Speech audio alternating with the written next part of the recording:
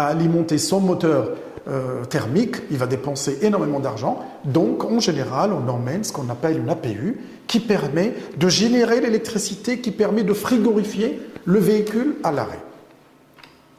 La première des applications dans la propulsion, on trouve d'abord la propulsion bête et méchante, qui est la mise en place d'un groupe électrogène, comme vous pouvez le voir ici sur ce schéma. Vous avez vos 4 roues du véhicule et on a 2 moteurs électriques, chacun est en attaque directe sur le véhicule.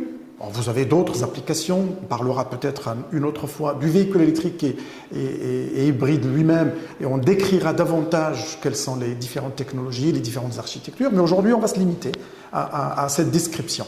Vous avez les 2 moteurs, vous avez un moteur dans la roue droite, c'est ce qu'on appelle une traction avant, un moteur la roue arrière, vous avez un système de gestion de puissance, et vous avez la pile à combustible qui est ici, et vous avez bien évidemment la pile à combustible de forte puissance.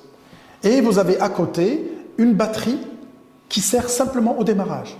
Ça veut dire que je suis là comme si c'était un véhicule électrique à batterie, simplement la batterie est remplacée par la pile à combustible. Alors vous allez me poser la question, vous allez me dire oui, mais dans ce cas-là, j'ai remplacé la batterie avec une pile à combustible, pourquoi je mets une batterie?